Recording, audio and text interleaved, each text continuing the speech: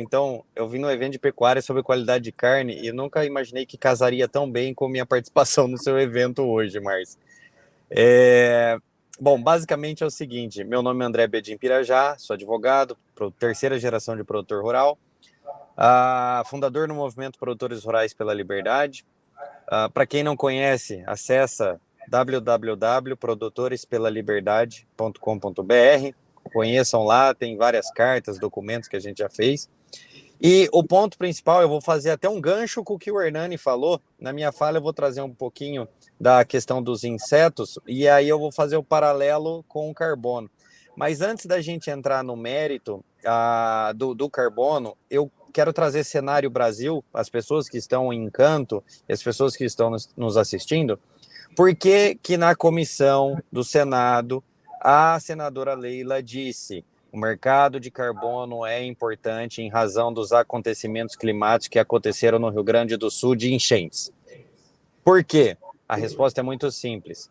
Porque hoje existe uma cultura, como o próprio Hernani trouxe, a Pilar sempre traz as questões envolvendo a agenda, né? Existe uma cultura para se atrelar todo e qualquer evento natural há consequências de condutas humanas, ou seja, os humanos causaram uma enchente, os humanos causaram a seca, os humanos causaram essas questões em razão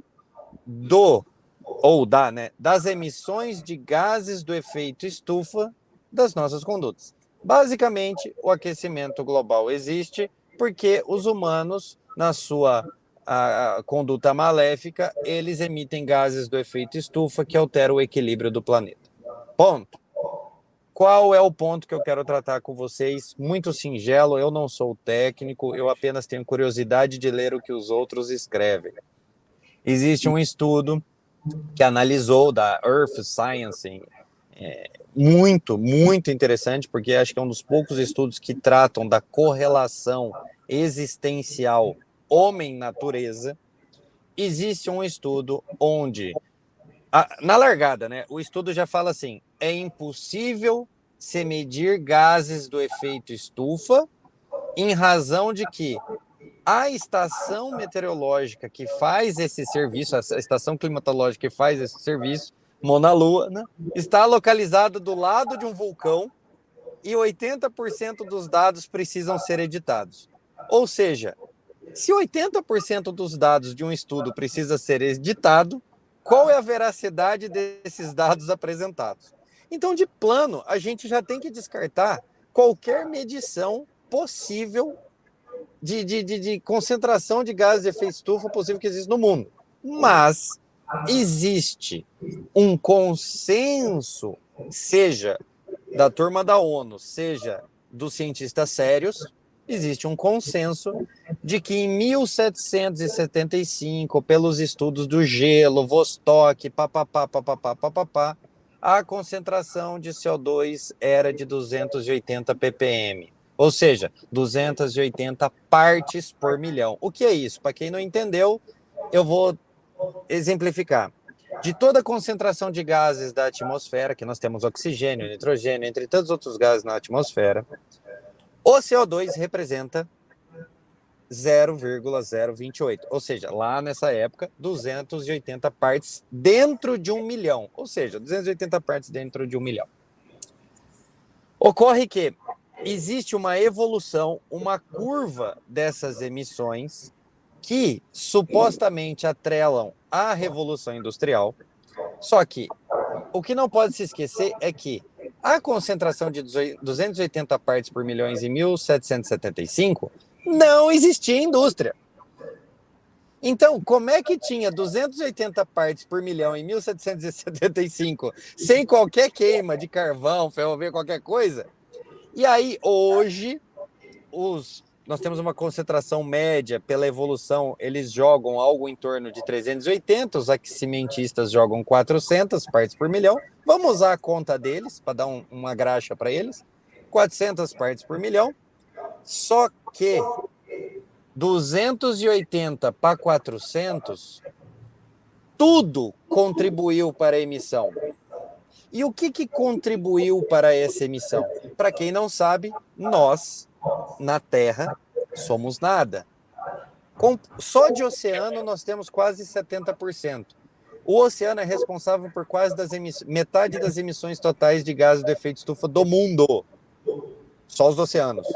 Eu não estou colocando na conta vulcão, mangues, pântanos, as serras-pilheiras das florestas espalhadas pelo mundo, decomposição, entre outros fenômenos geológicos que possam existir, que contribuem para as emissões de gases de efeito estufa. Eu não estou colocando na conta.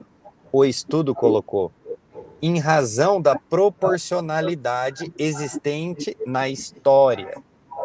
Quando nós fazemos a evolução de partes por milhões, contribuição de aumento de CO2 na atmosfera, nós vamos chegar à conclusão que, usando o pior cenário, o homem só contribuiu com 15% do aumento. Gente, 15% do aumento é 280 menos 400, dá 120. 15% vai dar algo em torno de 16%. Eu sou advogado, eu não sei fazer conta, façam usar a calculadora, mas vai dar mais ou menos isso. Quando nós olhamos na contribuição e vemos o valor total, se nós fôssemos usar o valor histórico total, porque o homem já estava no mundo em 280 ppm, 1775, nós vamos chegar à conclusão de 4,2% do total, que vai dar o mesmo número da evolução, 16%. Se você usar 400, 4%, 16. 16 partes por milhão. A grande verdade é que, usando a razão que Deus nos deu, se nós olharmos um cenário onde eventos climáticos são atribuídos a uma parte responsável de 16 partes por milhão em 400 partes por milhão, ou seja, 4%, quem controla o equilíbrio da Terra? Nós ou a própria natureza? É uma questão de razão, de inteligência, de lógica. É olhar para a realidade e enxergar que nós somos irrelevantes no equilíbrio, na existência do mundo. Nós somos o pó. E o pó retornaremos. Mais nada. Então, olhando o cenário político, como o Hernani trouxe, que a gente até pode acreditar que os políticos, né, de certa forma, não estão pesquisando, não estão vendo, não estão talvez querendo enxergar, mas nós temos que enxergar. Partindo dessa premissa, criação do mercado de carbono para a solução da redução de gases do efeito estufa, onde nós contribuímos com apenas 4% dessas emissões, quais são as consequências jurídicas na nossa vida para solucionar um problema inexistente? E aqui eu quero entrar no meu segundo ponto da fala. O mercado de carbono ele é vendido como uma oportunidade. Ele precisa comprar as pessoas, não pela inteligência, mas pelo dinheiro. Então as pessoas são levadas a acreditar na oportunidade do mercado de carbono como um fomentador das suas atividades. Atualmente, por exemplo, no curso que eu participei recentemente, a sustentabilidade é vendida como uma oportunidade de mercado para atingir a geração Z preocupada em salvar o clima. Quando, na verdade, nós deveríamos estar preocupados não em aceitar a mentira e vender uma oportunidade de mercado, mas contribuir para a apresentação da verdade. Porque esta mentira vai gerar um custo. Esse custo vai gerar um não acesso àquele produto. Essa é a consequência. Não ache que a geração Z está procurando um produto sustentável porque ela gosta do clima. Ela está procurando um produto hoje por ideologia. Amanhã ela terá recurso para comprar esse produto mais caro? Partindo dessa premissa, quando nós olhamos vou usar a FAO mesmo, a ONU, a Agência da ONU para Alimento e a própria FAO. Quando nós olhamos a FAO com o anúncio de que em 2050 nós teremos que aumentar em 50% a nossa produção de proteína, que o agronegócio, os produtores rurais de Encanto, de outras cidades que produzem milho, porco, frango, soja e todos os alimentos possíveis, boi, leite, quando eles olham para esses dados, eles falam assim, e as agências vendem isso para eles. Olha, pessoal, o mundo precisa de comida e o Brasil será o grande fornecedor de alimento para o mundo. Eles só esquecem de olhar os estudos anteriores, onde a própria ONU diz a proteína de inseto, a proteína sintética é a proteína do futuro. Essas proteínas são menos impactantes ao clima e essas proteínas serão a grande oportunidade para as pessoas que não tenham condições de comprar proteínas convencionais no futuro. O que a ONU quer dizer? O que a conduta quer dizer? De um lado, ela inviabiliza a produção agrícola e convencionais de pequenos e médios produtores, que são 90% do mundo, de um lado. Do outro, ela fornece a solução para aquelas pessoas que não terão dinheiro de comprar carne de boi engordado com macadâmia e cerveja do Mark Zuckerberg, lá no Havaí. Essa é a grande verdade. Então, a população vai comer inseto não porque o inseto é bom, mas é porque os pedágios ambientais, as burocracias ambientais, a existência de determinada atividade foi extinta em razão da impossibilidade de cumprimento das burocracias, das taxas, como o carbono, por exemplo. Vermelho, não sei se está vermelho. O mercado de carbono, a ideia principal dele é criar uma métrica, tá, pessoal? Qual que é a métrica? Hoje no Brasil nós não temos métrica individual de atividades. Então tem estimativas. Como acontece em outros lugares do mundo que já foram criados, você cria métricas de carbono para produção de produtos. Ou seja, a partir do momento que você instala o mercado de carbono no país, você sabe quantos CO2, quantos pedágiozinho de carbono você consumiu ou emitiu para produzir uma escova de dente, para produzir um pedaço de bife, para produzir um papel higiênico. Você sabe identificar em cada um dos produtos, na cadeia do mercado de carbono, quanto cada produto custou ou emitiu para chegar no final do consumidor. Quando você faz esse ciclo, todo esse ciclo anterior tem que ser neutro. Para isso que se cria o mercado de carbono, para que as indústrias comprem crédito de carbono, os produtores rurais tenham que adotar condutas mitigadoras. Mas não significa que aquele produto do final da cadeia não tenha um extrato de carbono quando o consumidor vai e compra ele na gôndola do supermercado. Porque a partir do momento que você compra uma escova de dente, uma pasta de dente, um pedaço de bife, você está contribuindo para que esse produto continue existindo. Para ele continuar existindo, precisa emitir CO2. Então você, eu, Hernani, Márcia, André, teremos que ter um limite de carbono disponíveis naquele mês. A partir do momento que nós ultrapassemos o nosso limite mensal, nós teremos que comprar créditos ou, como o aplicativo do C6 Bank, você já compensa as emissões comprando títulos do banco que vai plantar uma samambaia na Amazônia. Esse é o ponto. O mercado de carbono foi criado para o segundo objetivo, chamado MyCarbon, Fórum Econômico Mundial. Só é o estudo, é só ler o que eles escrevem, vocês sabem o que eles vão fazer.